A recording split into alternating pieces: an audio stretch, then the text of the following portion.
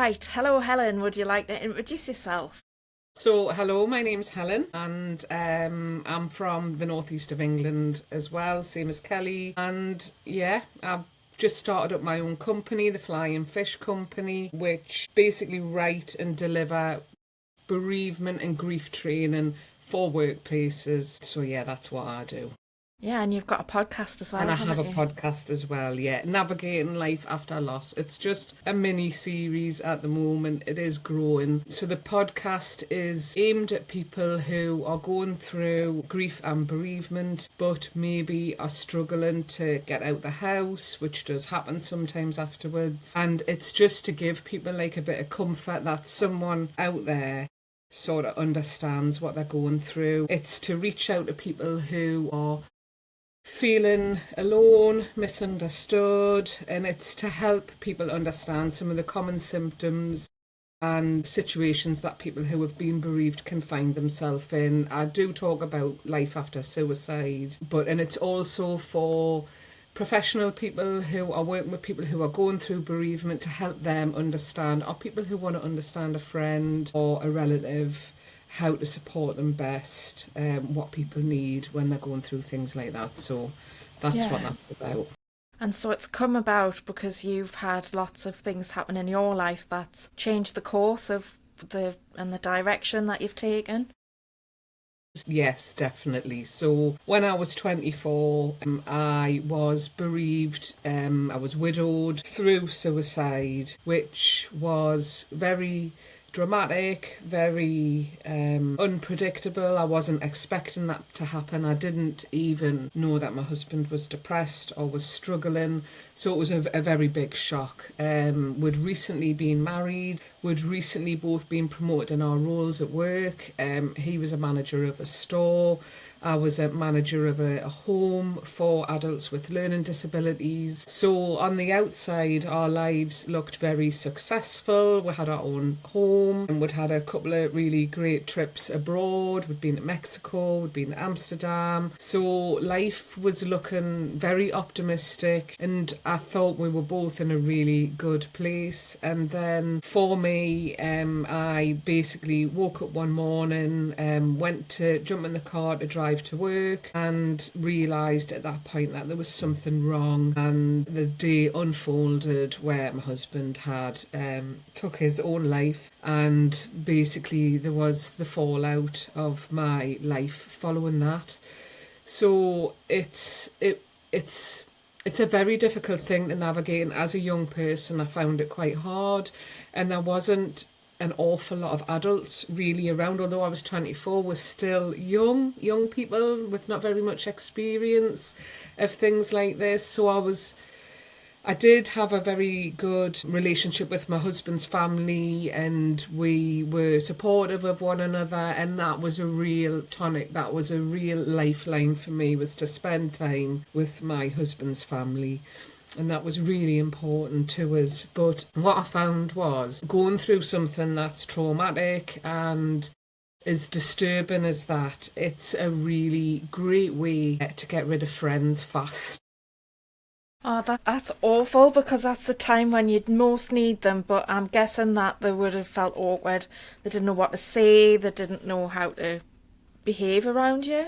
I think initially there was a lot of support around, and this is what you find around shocking events like that. The very close aftermath when it happens, it's a bit of a negative term, but it's a bit of a circus where you have loads of people coming around, loads of people offering support, and then it just, everybody, naturally gets back to their own lives. Whereas for me, I was actually still in shock for months and months afterwards. They were all, their lives have gone back to normal. Yes, they were absolutely devastated because Colin was their friend as well. But people's lives move on, people get back into their lives. And there was me on my own, 24, 25 years old, trying to fumble through this new existence that had just literally been plonked on us.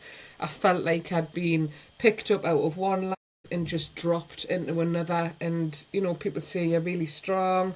To me, I was just putting one foot in front of another, trying to survive. So he died in the August, and around November time, so my work were generous and I did get compassionate leave afterwards. But when I returned at around November time, the enormity of what had happened really hit us. So I realised that up until that point I was still in shock. I was in this kind of numb bubble of existence. I wouldn't watch the radio, I wouldn't watch the television. I didn't want to engage with real life because that was too much real life and I didn't want real life. He died in 1999, so the first Christmas and New Year was the millennium, and I had a party, but I had a beach party, and at one point one of my friends tried to turn the television on to watch the countdown, and I was just like, I can't cope with this. This is too much. It's too much real life. So on the return to work, that was when the enormity of what had happened really hit me, and I started to...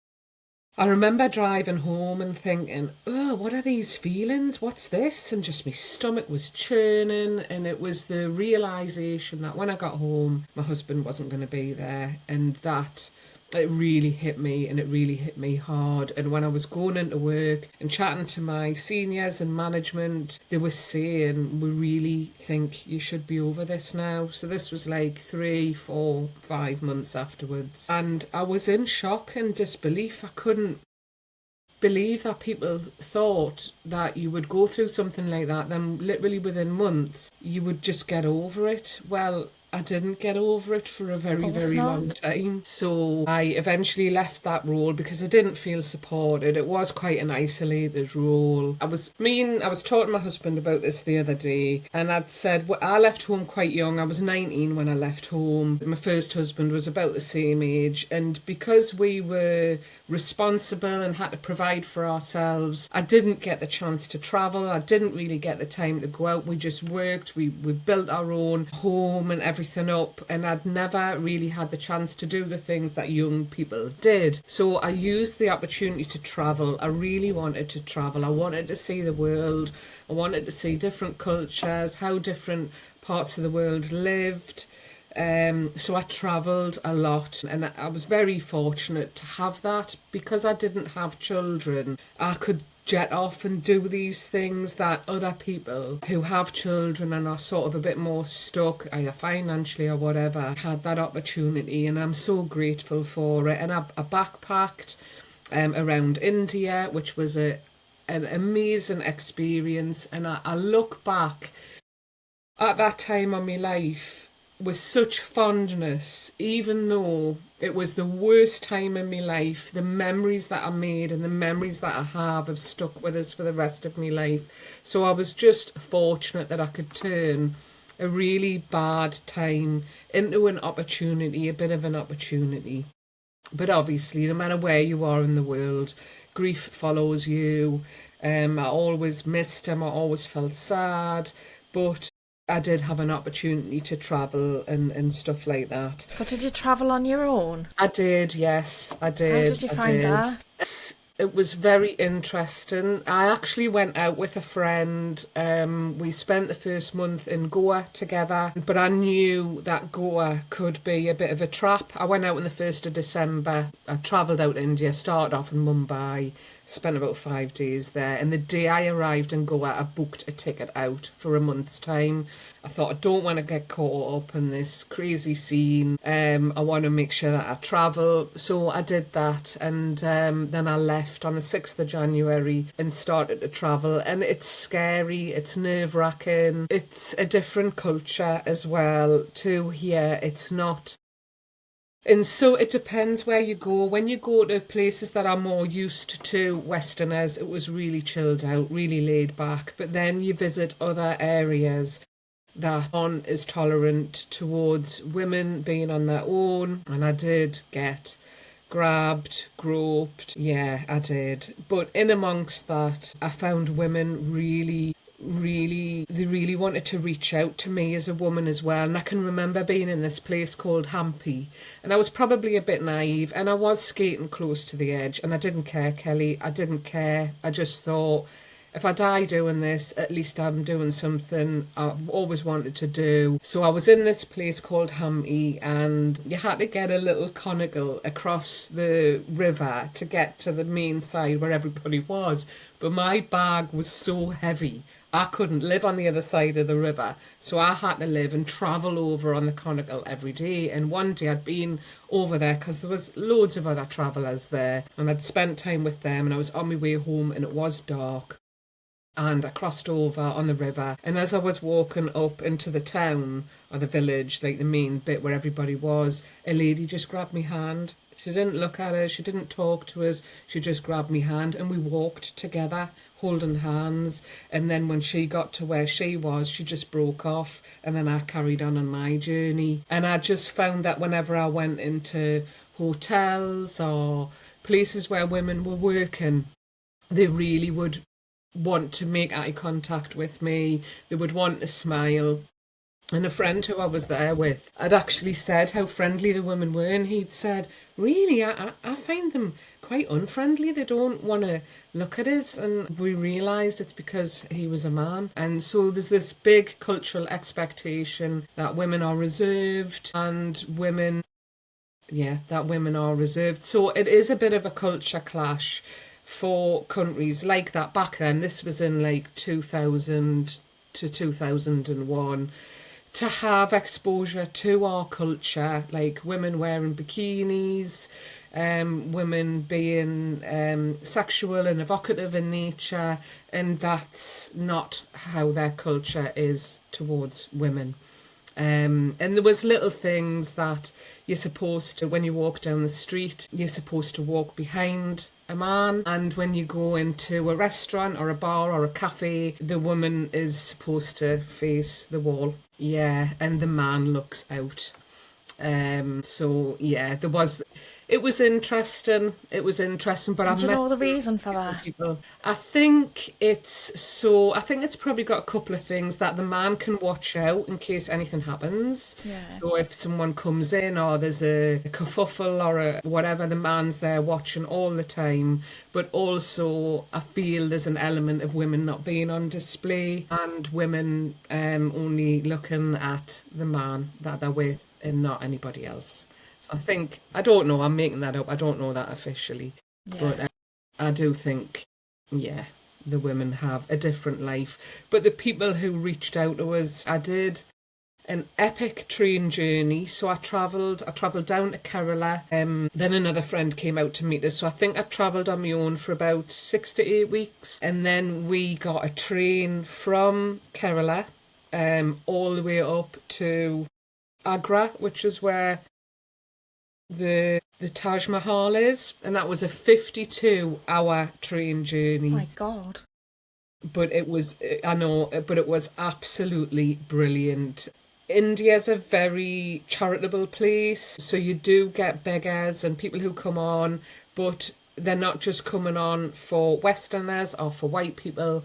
They're coming on because it's a part of their culture that they all support each other. Everybody would have money there ready to give. And so it was a really interesting journey. So you'd pull in at the train station and you'd have the chai wallas and the coffee wallas, and they'd be chai, coffee, bringing it on the train. And people just reached out. People wanted to know what I was doing. People wanted us to speak to their classroom about me being British and travelling. And what was really interesting was, because of how sometimes Asians are treated here by our community, I wasn't sure how I was going to be met out there, and I was met like royalty, and that's not an underestimate.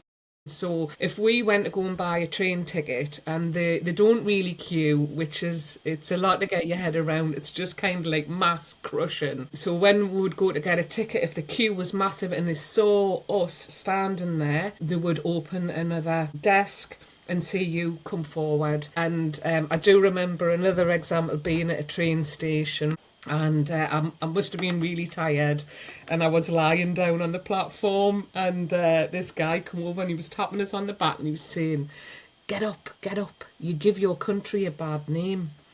Didn't want people to see white people laying around looking lazy, looking messy, and he was sort of saying, yeah, get up, stop looking like that. You're bringing shame on your country.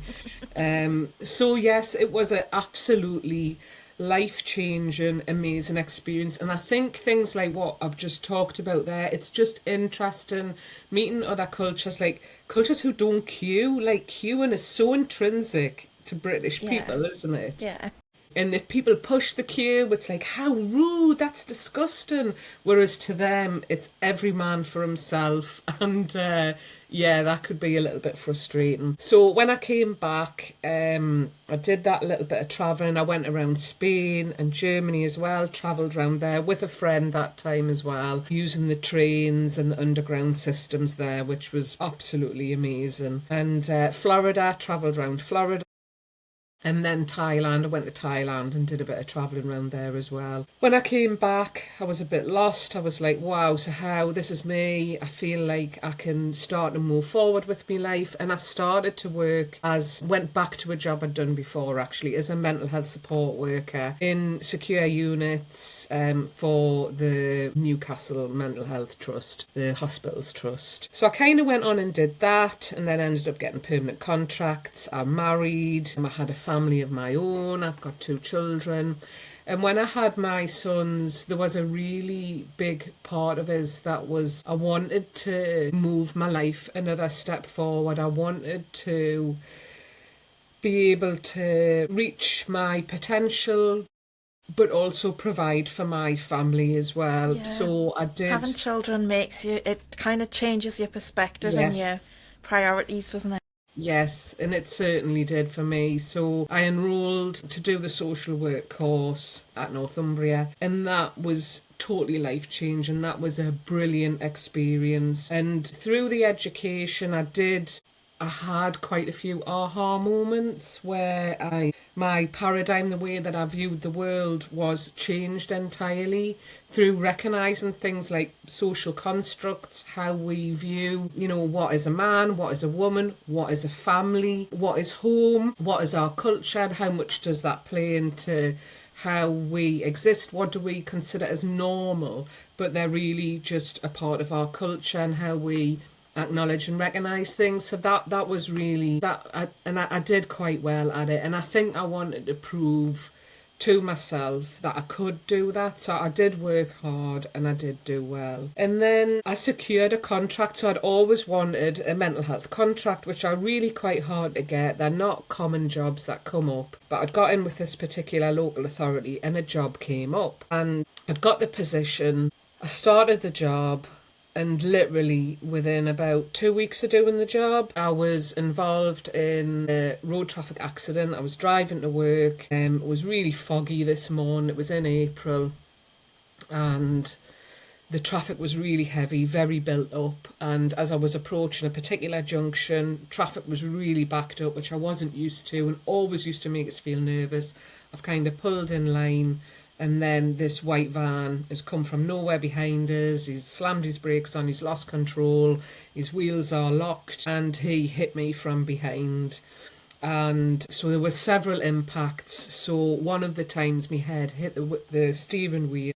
There was no airbag. The airbag had gone. It had gone when I'd been pushed from behind. Then I hit the car in front. Then I've hit a barrier. So that was a bit of a weird moment. I didn't really realise at that point just how much my life was going to change. And it was completely life-changing. And I had a few things going on. I'd had a head injury. I had PTSD because I was aware that the accident was happening. I knew it was happening, but I was powerless. I couldn't stop it.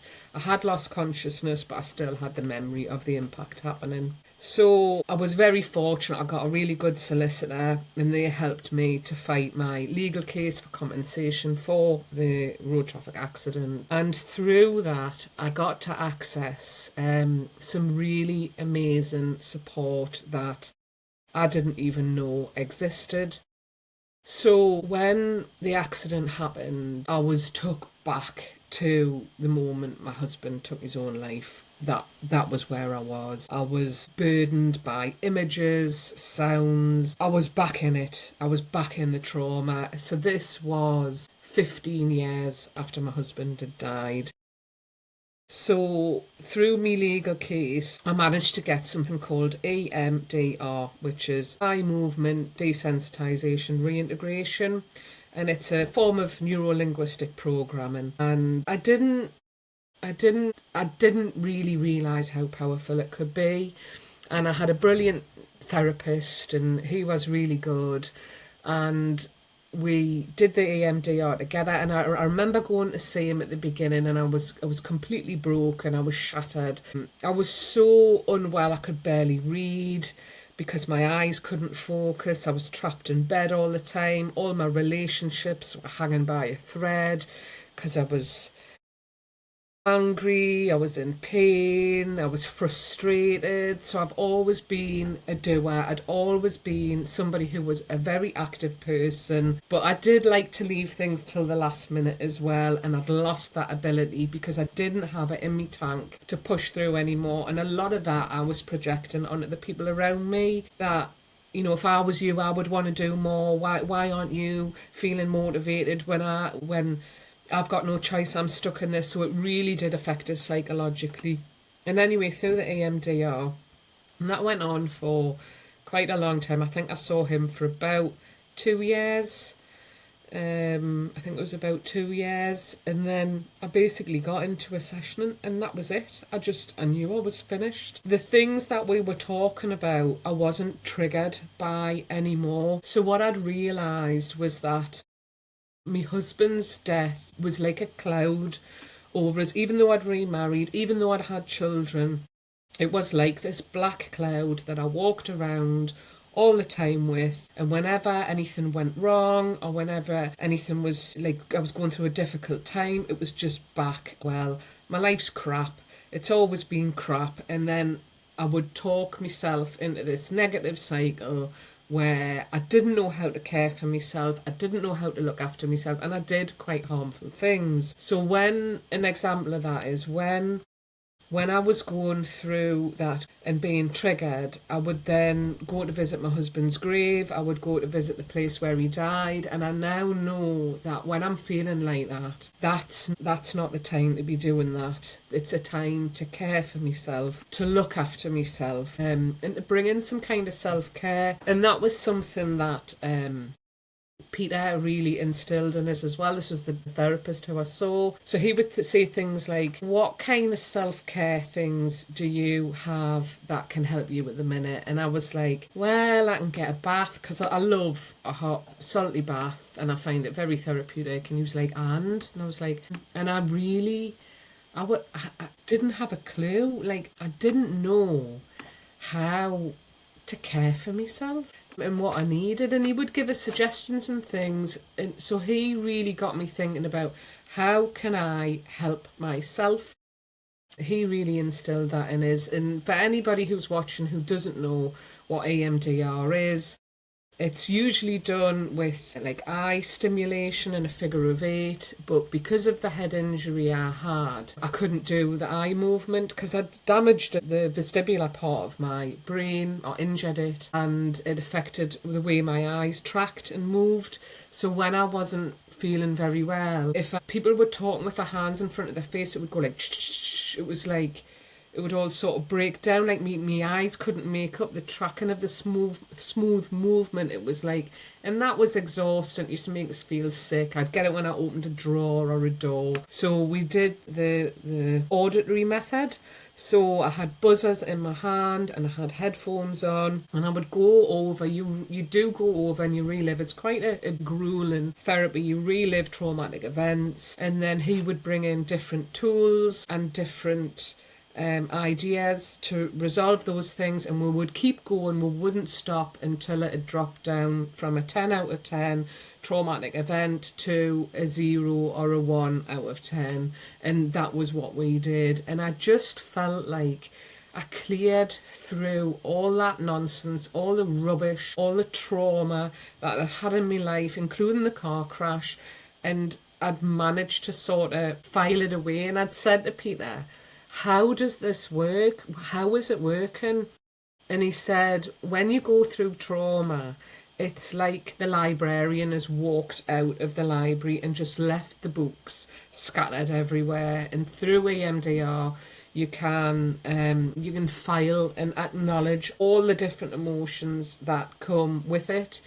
So there was emotions coming up that I didn't anticipate were going to be there, or I hadn't recognised before. So that was that was a life-changing moment. And when I'd gone to see Peter and I'd said, I don't know if you remember the Raggy Dolls. Yeah. It was a cartoon, I think, from the Yeah, 80s, and they were all kind of misshapen, back to front, all different kinds of dolls that had been put together, and that just kept coming in my mind. And I said, I feel like a raggy doll, I feel broken, and I'll never be right again. And Peter said, if you engage with this, I promise you will be better than you have ever been before. And I went along with it. I didn't really believe it could be possible, but it has been true. And I said that up until that point, what had happened with my first husband, it was always there. I was in it. I couldn't separate me in that event that had happened. It was just always there. And then through MDR, through the therapy, I was able to step out of it. So it's still there. I can touch it. I can feel it. I can still see it, but I'm not in it anymore. And that was really at that point when I felt liberated from all of my past traumas. And that was 20 years after my husband had took his own life.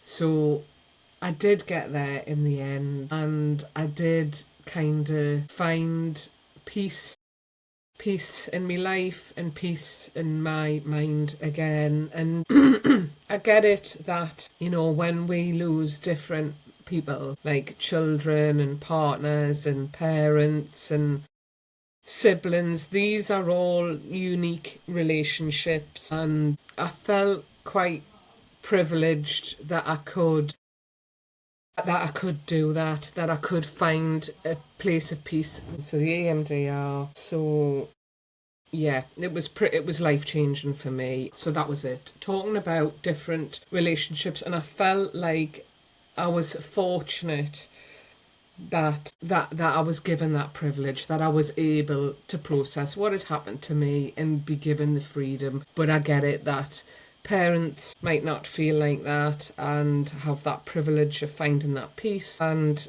siblings, but I did, and it changed my life, and it freed me up, and it meant that I was available now to my family, now to my children, to my husband now, and I was able to prioritize loads of neuro drugs. So I was taking quite a lot of these neurological drugs that were going to enable my brain to heal. But because I'd been a migraine sufferer before, that complicated my recovery. So I was taking all this medication. And then in February 2020, I took my eldest son to Italy skiing. And within 24 hours, maybe 36 hours of being there, I started being sick. And I couldn't stop. And it went on for 5 hours. So I went up to A&E. The hotel guy took us up there, me and my son. And they gave us some antiemetics and they tracked me there, and they said you really probably need to go into hospital. But because I was there on my own with my son, I couldn't go. Finn was about 13, 14. So I ended up being really, really sick, having to call this doctor all the time, blah, blah, blah. Got home by the skin of my teeth. And then it happened again. And we still don't know what it was. It happened again. So that happened in the February. Then in the June, July, I started being sick again. I couldn't stop, and I ended up in hospital. And I was on a drip for fluids and like electrolytes, which you lose from being too sick. And something just struck us, and I thought, I've got to do something. I've got to do something to help myself here. I don't understand why this is happening. I don't want it to keep happening. What can I do to help myself? So me and me husband now were watching TV one morning, and they had this, where's he from? I think he's Dutch. He's Dutch. They had this Dutch guy on, and he was doing some breathing work, and asked everybody if they wanted to join in. So me and my husband sat there and we did it. And I just knew straight away that I felt a lot better. So we started to practice this breath work and cold exposure at the same time.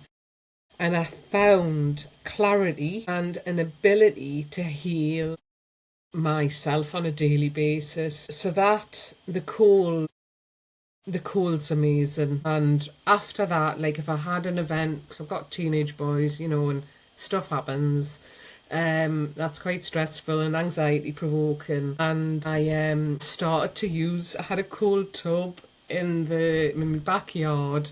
It was an old fashioned standing bath. I filled it up with water and I would be in and out there, and I could be in and out there 3 times a day. That was when I was really struggling with stuff that I had going on. And what it did was, so before that I would be anxious and I'd have all these thoughts swimming around in my head, and my husband would be trying to say, Helen, it's nothing, Helen, you're overthinking it, but I couldn't hear what he was trying to say. So I would jump in the bath outside in the back garden with my bather on. All the neighbours are looking, and it would just bring us back. I'm back in the room. Okay, I can hear what you're saying to us, and then it would build up again, and then I would go back in again. So I really started to use the cold to help me manage anxiety and to get mental clarity. And then so I still do that now. I've done it for 4 years. It's been life-changing. It's part of my daily routine. That's how I ground myself. That's how I prepare myself for the day. And it's developed and it's evolved, and now I meditate as well, and things are coming in. But I then become unwell again and ended up being sick again and needing hospital intervention. And I just thought, I can't go on like this. So I was really lucky. A friend had recommended somebody to me who treats people with homeopathy, herbs and diet. So she's really talented, and she highlighted to me all the foods and the things that I was doing that were making me unwell, including some of the medication that I was taking. Some of it I took for 10 years and I was still being sick and I was still being ill and I was still getting migraines. So from support with her, I then I felt like I was reclaiming my life. I felt like I'd been pushed around quite a lot by the medical system, overprescribed medication. As soon as I went back and said this isn't working, I would just get more and then more tablets laid on, and then up in the dose more and more and more, and it didn't seem to be helping us. So with this healthcare professional, I then started to really, and spoke to my GP about it, and started to really slowly reduce off all medication. And I did it over a very long period of time. I did it over a year. But I found that I just feel like I've took control of my health. I'm taking control of my life. And I just think it's really easy to get pushed around by the medical system, gaslighted. And sometimes, these things, they have their place, but there's a limit on how long. So if you've been taking something for 10 years and you're still getting the symptoms, for me, it was time to try without, and I did, and I felt great, and my symptoms are better than ever now. So I started I'm just deliberating whether or not to go down this avenue with my son. So my youngest son started to have difficulties accessing mainstream education, and he was getting into a lot of trouble at school. He wasn't focusing, and I made the decision to home ed my son. So I home edited him through the whole of high school, our secondary education, and he did his GCS. So I felt like, right, I'm ready to reach out. I'm ready to think about what I want to do. And I kind of knew that I didn't want to go back to what I was doing before, but I wanted to create something new. And I wanted to use the things that have happened in my life as to turn them round into a positive.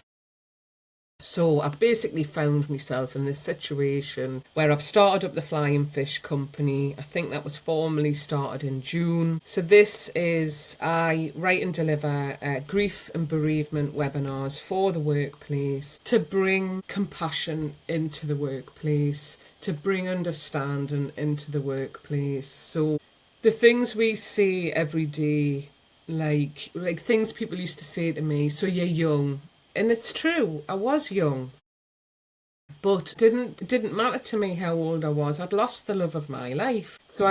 So when people say things like that, trying to find a silver lining, it can make people feel dismissed, and it can make people feel a bit confused. Well, if I should feel so lucky, why don't I feel lucky? Why do I feel like this and everybody else is saying that? And people used to say, well, at least you don't have children, which again, I agree. But at the time, I didn't feel like that. I felt like I'd had these plans for the future and now they're gone. So I educate workplaces on building compassionate spaces so that staff and colleagues have a bit of an outline of what's helpful, what's supportive and what isn't. So another example, when somebody's gone through quite a traumatic loss, it can throw all your normal routine out the window. So, I used to love cooking and I didn't want to cook anymore because I was cooking a meal for one. I wasn't cooking for my husband anymore. And people really, when I said that was a great way of getting friends fast, there was people who I'd been very close to who within 6 months would have nothing to do with us anymore.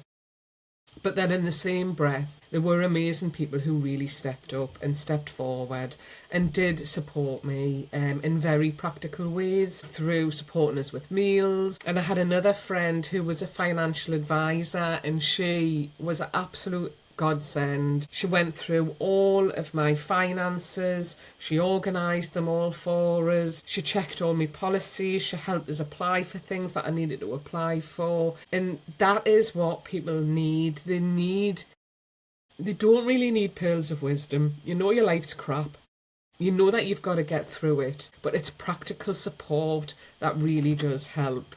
So things like help with shopping, help with meals, help with paying bills or sorting bills out, working out where you are financially, they were all what really helped me. So this is what I want to kind of promote in the workplace and make the workplace so that when people do return, so like me, people think, well, she's been off for 3 months now, she must be over it now. But to realise that in certain circumstances, people are not going to be over it. In fact, this could be the very beginning of their journey. And that's what I want to do, just build compassion so that people have a good chance of keeping their jobs, employers have a good chance of keeping their employees and making it work. And it's not always going to work, and sometimes it's so traumatic that it isn't going to work, but it's to give it that best chance. So this is kind of where I am. I feel like I've been able to use, I'll try and find a word that's not swearing, but can you swear? Of course you can. Okay, so using the shit show that was my life, I've managed to turn it around into something positive, and all the things I felt ashamed about. I felt ashamed that I'd been widowed young and that I'd had to take that time out of work. I felt ashamed that I'd been in a car crash, even though these were beyond my control. There were things that I had to explain when I went for new jobs and new positions. And now they're my assets. I've actually turned them into things that are helping me now move forward and help other people as well. I was going to say, you can use those experiences to help others. Definitely. Because when I would imagine that when you're 24, you don't know anybody else who's, well, I wouldn't have thought you would know many people who were married at that age, let alone widowed. Yes, I was the first of all my friends to have my own place, to be married, and to be on that sort of trajectory in life. And it was very shocking for everybody. And I remember at the time seeing a therapist, and I was saying, but why are people ignoring us? Why do people not want to have anything to do with us? Why does nobody care? And he was going on about, when you have these charity fundraisers on the TV and you have poor children and they're trying to raise awareness, and he says, what do you want to do when you see that? And I didn't really know what he meant, but what he meant was, we want to switch the TV off. We don't want to think about that. And that's what my life was like. It was like a nightmare that other people could choose whether they wanted to be a part of or not. And for some people, I think they thought I was possibly spiralling out of control, like going away and doing all these different things. And But for me, it was about surviving. It was about making it to the next day. And I was lucky, I did have some kind of protective measures in that when my husband died, I became afraid of drinking alcohol and I didn't want to get drunk anymore because I was on my own and I was frightened about the doors that could open and where that would take me. So I did have sort of like protective measures in there that I do think did help us in the long run. It's interesting to think about the road traffic accident and how that actually brought in a solution for, although it seemed so negative and terrible and bad at the time, it actually was part of my journey and towards healing through the EMDR. So, And do you yeah, think the travelling helped you to recover I as do. well? I do. I do. I do. I think because when you travel, people only know what you want them to know. So if I didn't want anybody to know that I was widowed or that I was going through what I was going through, then they didn't have to know. And I think when you're at home, there's a lot of triggers. So their clothes are still hanging up in the closet, their shoes are still under the bed, their cup's still in the cupboard. So there's a lot of triggers around as well. And I feel that by going away and having that experience, and then I still had to come home and face all of that, but it just gave us space. Yeah, I was going to It say, what gave was us that like space. coming back? It would have been very difficult. It would have been hard. Yeah, it would have been hard and confusing. And I think within a year, I started looking to move pretty much straight away. Right. And within a year of coming home, I was, give or take a few months, I was pretty much out of there. And then that was when I moved because I got to a point where we'd only been there together, me and my first husband, for 2 years. And it got to a point that it was so shrouded by his death that I think I'd been there 3 years and I just couldn't get my head around how I was now had been there longer on my own than I had been With before him. with him. And you would have chosen Um, that place to live together and things like that. yes, So, yes. yeah, that must have been quite difficult. So, you decided to move and that gave you a fresh start. It did. It did. It did give us a fresh start, and I think everybody moved. All of the people around him at that time, we all moved, and I did notice that because it's just so triggering. And I think what's difficult about suicide is it's pretty much always going to be pretty traumatic. It's going to be unexpected. Obviously, you do get people who make it known what they want to do. But for me, there was absolutely no signs, and I've spoke to other people about that. In fact, weeks before he did it, we'd had friends round, and he'd actually said to my friends, to our friends, this has been the best year of my life. And within a month, he took his own life. So there was no warning for me You kind at of all. expect that if someone's had a good year, that Yeah, they'll want to try and repeat that.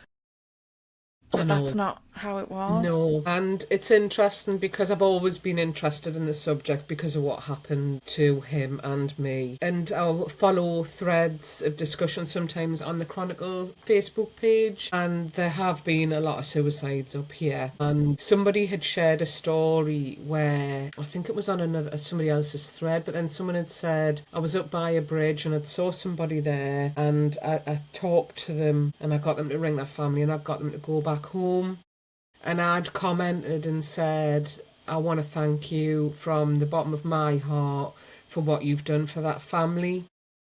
Because I think because people seem so determined when they do it, it can seem like it was what they wanted and it was in that moment. But I think we've spoke about this before. When I was doing my training, one of the make you watch a documentary called The Golden Gate, and it's the big bridge that goes across the river San Francisco. And they'd set up cameras on the bridge and they'd tracked everybody who was jumping from the bridge. And some people survive and some people don't.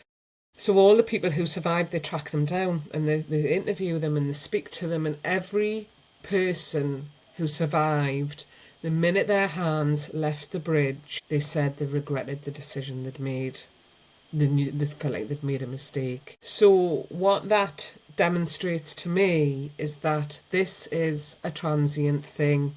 This is a way that that person feels in that moment for whatever reason, and it seems like a way out. And other people have come forward to us and said, I've been in that place and I felt like I was a burden on my family, and that by doing this, I would relieve my family of the burden of me. So I get that. I don't see it as a selfish act. I see it as someone who feels trapped, and the thought of suicide becomes so appealing that it brings relief. And then once that relief is set, then that's when we're in dangerous territory.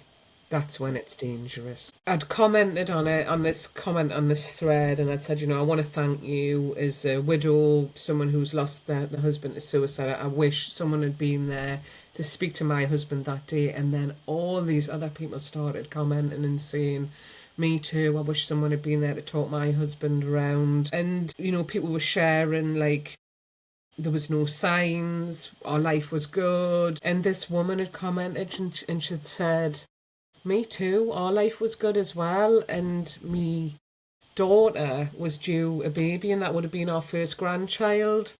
And she'd said, my husband was so excited about it. He was so excited about being a grandparent. His business was going well. Everything was going well. And he went missing, and that happened. So it's what's complicated is when we lose people anyway, we go through these stages of grieving. We're in denial. I can't believe it. I'm shocked. It's unbelievable. I'm angry, I'm bargaining, why did it happen to him? Why didn't it happen to somebody else? Or why didn't it happen to me? Feeling guilt, I wish I'd said this, I wish I'd said so. So they're all normal things, emotions and feelings that we go through when we do lose somebody. So when somebody dies by suicide, that is magnified, that is ramped right up. So it's all, why did I not know? A very, very long time. Whenever I thought about my husband, I just thought, I can't believe you thought that was a good idea. I can't believe you thought that was a good idea. And I was just trapped in this loop of disbelief still, even all that time later. So it complicates recovery, it complicates grief, and it's quite a unique form of. And I often think, I don't like this comparing, is this worse than that? Is murder worse than suicide? I think it's akin. But again, I feel like it's complicated because our loved one has done that. And it's such a feeling of rejection as well. So It's almost like to be they have rejected. been murdered and they are the Yes. murderer. Yes. That's a really harsh way of Yes. looking at No, it it. is. It is. That's exactly what it feels like. So they've done it to themselves. So then you go back through all conversations, ringing on, did anybody say it? Did anybody know? And in my case, there was nobody'd had any idea. We'd seen some family members the week before, which I felt a bit of relief about, that at least he had seen his family and spoke to them. And there was nothing. There was nothing at all. So, which does kind of make you lose a bit of trust in life as well, that things can happen unexpectedly. So you have this sort of naivety that life is ongoing, I'll still be here tomorrow, everything will still be going on tomorrow, and then that becomes challenged and you Changed your don't. perspective of everything It you did. believed. It did. And I was a bit of a spiritual person, not massively, but I was a bit, and I just felt so spiritually abandoned. I didn't feel any connection with spirit or that element of myself or my health, my spiritual health. I didn't feel any connection with it at all. I just felt abandoned. So yeah, so that's, and this is why, like, I've had, when I was going through what I went through, if there was support groups of people who were supporting each other with suicide, or there was a podcast that I could have listened to, and just because it's not something that people really talk about on the TV or things like that, it still carries a guilt and a shame around it. But when I've gone to support groups for people who have lost through suicide, to see the connection, to see the understanding, to see, to witness that people get it, because people don't get it, and that people get it, even though the people It's who are that sitting shared there, experience, isn't yes, it? and people have lost different people. Someone might have lost a child or a brother or a boyfriend or a partner, but they're all connected on this one issue and they get it. So it is this shared experience of not feeling alone, It's really not powerful, that feeling shared misunderstood. experience. Yeah, definitely. It was very powerful. When I did recently attend a group like that, I just found it so And was that the therapeutic. first time you'd found a group like that? Yes. Did you look Yeah. for it at the time? Or? Do you know what? It was sort of before the internet. Yeah, it's different times, isn't it? Yeah, and whereas now I would put that in, I would search that up, but no, you were kind of, for me, I guess I was quite reliant on my GP to signpost us, to support us, to send us in the right direction, possibly like a bit of a parent. So no, I didn't, and I met the odd couple of people who had experienced suicide, different circumstances, different situations. But it is so important to talk. It is really important to talk and to find whoever it is, who you can just share your feelings, your rants, and not feel judged. So yeah, that is So a yeah, really so you important mentioned part. before about feeling ashamed, Yes, and I think in the past it was actually a crime, wasn't it, to try and take it your own life, was. Yes, and that's why so they say commit suicide, and they're yes. moving away from that language. Yes, so it was in around the 70s. You couldn't be buried in consecrated ground if you took your own life, if you died through suicide. So it was seen as a sin, the greatest sin, because you're doing God's work by making that decision. So yes, it is. And the language around it, it always irked me, the phrase commit suicide. And interestingly, when I was training in social work, there was a lecture on self-harm and suicide, and the lecturer kept using the term commit suicide. So I went up at the end, I said, as someone who's lost someone to suicide, I would just want to point out that the language is quite outdated and it's quite hurtful to use that terminology, because it reinforces the stigma that it's been a criminal act, that it's something, a criminal act that they put, and it's something bad that they've done, but they've done it to themselves. And she was really quite abrupt with us, and she just said, well, it's just a saying. I can't believe you've just said that. It was so, and people say it all the time, and I don't pull people up when they say it, because it's their language, it's how they talk. But I don't expect professionals to use that language. I Yeah, expect professionals to know I think it's different. just the way that we've always, it's like that you pass on, do you know what I mean? So it's like almost automatic. Yes, So if I'm talking and I think about it, then I'll correct myself, but yes, I know that not everybody else yes, knows the history of that yes. saying. They don't know what it means. Yes, well, that's it. And if you think of suicide, the word commit, like you say, because it's just an old phrase that we've used all the time. So it's preferable to say took their own lives, took his own life, killed themselves. I use the term killed themselves, died by suicide, died through suicide, Yeah. ended their own But I suppose life. commit, it's like commitment. It's a commitment to do something. So it Yeah, could be seen like that as well. But the completion of suicide. yeah, It could be like, but I don't think it is. I think it's no. from, that would have been what was wrote on the death Well, certificate. yeah, it would have been. So yeah. And there is a lot of shame, and I know that when my first husband did first take his own life, obviously my very close friends and family, they knew straight away. But other people, like work colleagues, I didn't want to tell them. Yeah. I didn't want them to know. I felt So they ashamed. knew that he died, but not how. But no, and my work were very good at that. They didn't disclose that information. They did leave for me to see. Well, it is And confidential. They shouldn't be passing it yes, on. yeah, but I think some places do. Really?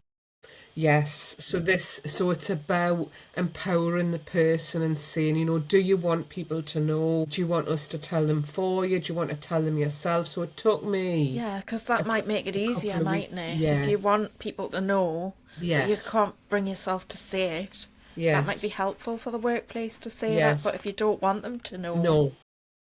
So it's good to have these conversations because, like you've just said, we're all different and our circumstances are different. So when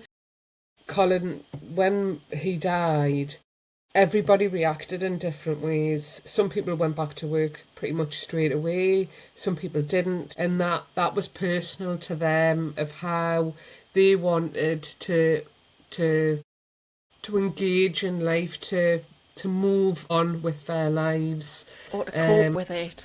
yes, So I've got like people in my life, like in terms of staff actually, some staff would stay off for like the slightest thing, and then I've got other staff who just wouldn't take a day off. Even yes, if they need to go to hospital, they still come to work, do you know what I mean? yes, So I think yes. it is a personality thing, It and is. some people live to work, and so Yes, if something devastating happens in their life, then they want to continue because that's their yes, normal, and it yes. helps them cope. Yeah, But for other people, they won't be able to focus or concentrate, yeah, and so they need that space.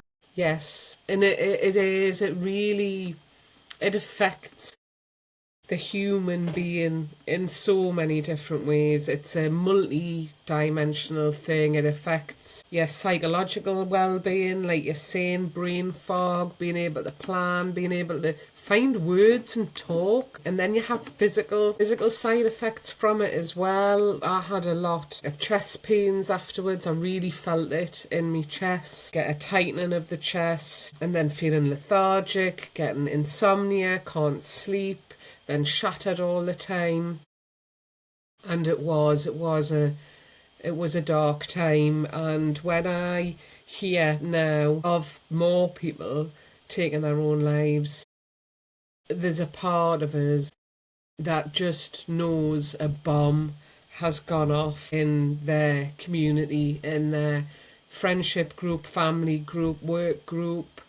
It's devastating. It's absolutely devastating. And so many people are impacted by it. In lockdown, the first lockdown, my sons had 3 friends whose brothers, all under the age of 18, between 15 and 17, took their own lives. My God. And young people, and it's devastating. And those families will never be the same again. So do you think that was a result of not being able to go out? Or, I mean, you might not know the circumstances of I that, but don't I don't know the circumstances, but I think, and I knew this, I knew that when we went into the lockdown, because of my background in social care, home is not always the safest place for everybody. And eyes on people in schools and different services, it does help.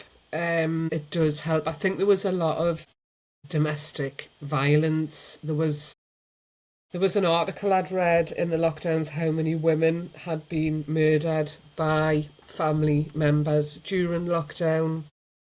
So I think there was possibly that, but the breakdown of structure and routine for people as well. So people who were used to seeing friends, used to going out, were all of a sudden now being told just to stay in the house. yeah, no, I found that time really difficult, and I was still coming to work because obviously Yes, we run the care service, and so I was coming yes, to work every day, well, Monday to Friday, and then Saturday and Sunday, my mental health just dived because there was nothing to yes, do, and I yeah, was like, I'm just left with nothing. It's horrible. yeah, I can't imagine what it's like for people who can't go to work or yes. school or Or college or stuck in the house with yeah. some horrible person, horrible I was family really member. against them doing that from Yes, from the beginning because yes, I just thought of all the lonely people who I lived did alone as as well. well. Yes, yeah, it was. And I think people rely on exercise for their mental health and to boost their mental health. And gyms shut down. Yeah. And the gym to some people is like it's like their therapy session. And somebody who I know who was running a gym, he'd lost one of his customers, a friend who took his own life in the first lockdown. Yeah. I Then he know had who you're another talking about. friend. Yeah, and then he had another friend who I'm not sure if he did actually do it or whether he was on the cusp, and I think he might have had to get sectioned. So he made the decision to keep providing that service, to see it as what did they call them? What was the names for it? It was an essential service. And yeah, I think that whole time for me, it really made us value the arts. So music was massive, connection and sports and being able to do your own thing. And a lot of people started swimming in the sea. People who Yeah. were used to swimming at the swimming baths, they all started going to the sea. And that's when I started mine as well. It was at the end of the first lockdown, but in the second lockdown, I was doing the cold exposure all the time. So yes, it was an interesting time.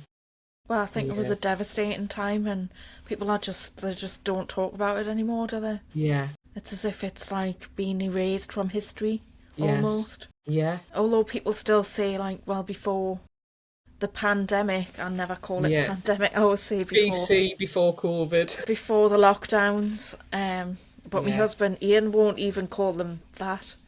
He's like, when we were locked up, you mean? Yeah. Lockdown's what they do to people in prison. I'm like, Yes. well, it Yeah. was like being in prison, wasn't it? Yes, it was. I'll It never was. forget the days after the told you to stay at home, and I always drive the long way home. So I work in Wallsend, I live in Whitley Bay, and I always go via the coast. So I'd go through Tynemouth, and this one day there was just police everywhere, mounted police, and they were like going up to people and telling them to go home. And I remember like there was two blokes with fishing rods, and like I think everybody thought, oh great, we don't have to go to work, we can do all these things. And I saw the police going up to these men with fishing rods and like talking to them.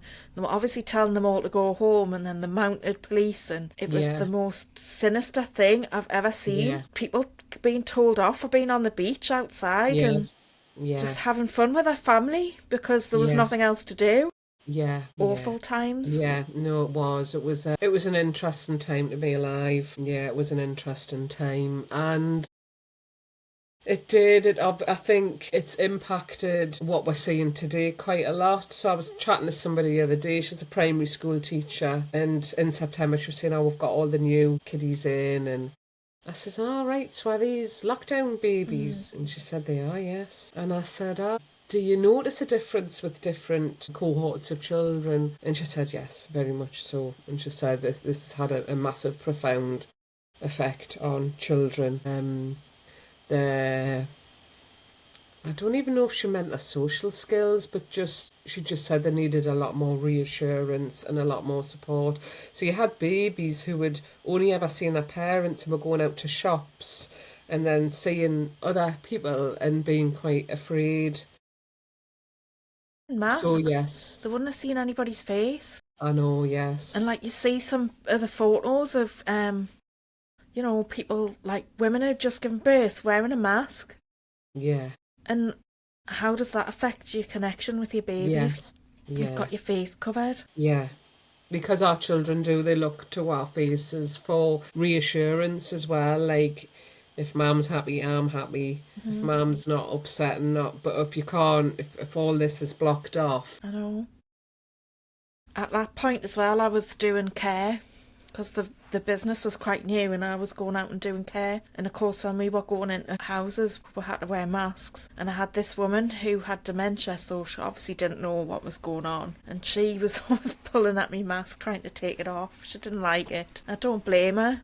no, No, and it is hard. And I tell you what, it made us realise how much I mean, I don't have a hearing impairment, but how much I relied on lip reading to really grasp what people were saying. It's really difficult to understand Yeah. people when they've So got a then, mask. yeah, and it's sort of quite muffled. And yes, it was I'm sure, and they didn't, because I was keenly watching the suicide rates through lockdown because I knew these three events had happened close to us, to my sons and their families. But because of the nature of suicide and getting a suicide verdict, it has to go to a coroner's court. So Takes a that long the time. data was all quite delayed. But I'm sure one of the ambulance services had come out and said that there had been an increase in suicide and self harm. And it stands to reason that if people require support, are seeing therapists And and then they're not counsellors or allowed. doctors, They're and not you able can't to. even see their face, you can't build a connection. So, one of my children had had a session with CAMS, and the lady who did it was in full PPE. She wore a white hazmat suit, she wore a mask, she wore gloves. She was lovely. She was I really know, but lovely. yeah, But yeah, human um, connection, it's so important. yeah. So, yeah. So I was watching the stats all the time I'm sure about they came suicide out and and said that self-harm. there was no difference and it I was think you're absolutely right. fine. But I I think you're don't right. believe them. I think you're right. And I think the way the stats were all delayed and reported on possibly, I don't know, confused that outcome. I'm not sure. But we know that living in the Northeast, this is a hot spot. We know that Sunderland is the worst place in the whole country for suicide and I didn't know self-harm. that. It's really bad. And it's hard to know the reasons why people take their own lives. Is it shame? Is it money worries? Is it. There'll be a whole host of reasons. But living in poverty, Sunderland, unfortunately, has a lot of poor outcomes: smoking, drinking, drug taking, teenage pregnancies, not in education, employment, or training. So it's really, really sad because these people have made this decision. They've wanted to end this suffering and wanted to end this pain, but then it trickles on to all the people who are around them. And I think it's you're 1 in 10 more likely to take your own life after losing a close one to suicide. And I just think it's because it's such a complex grief that's not really understood. Yeah, I think during the lockdown I saw, so obviously I didn't know exactly what was going on because they were posting on Facebook, but I think it was a whole family. Like, first it was one brother, then it was the next brother, and then the next brother. Oh, I think it was three of them. yeah, And I was like, oh my God, that was around the time of lockdowns. yeah.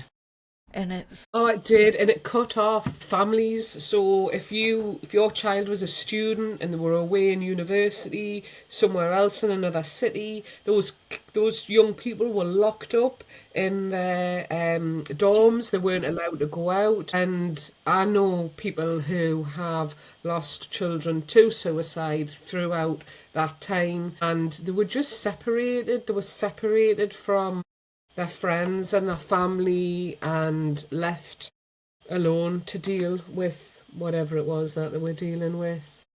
And a lot of businesses would have ended through it. And yeah, I do think finances can be an element in it. But I think there's shame and, yeah, other things in there as well. I don't think it is just about money. I don't think it was for us. We didn't have money problems at the time. So, yes, it's important that we try and get this message out there of how to support people better, what's good to say, what's not good to say, and just have a bit more awareness. And it's something we're all, in one way one way or another, we're all going to endure a loss or a bereavement. And even being estranged from people, people might not understand that. So if you fell yeah. out with the family member and then Well, that's basically me, and I don't really talk about it because people don't understand.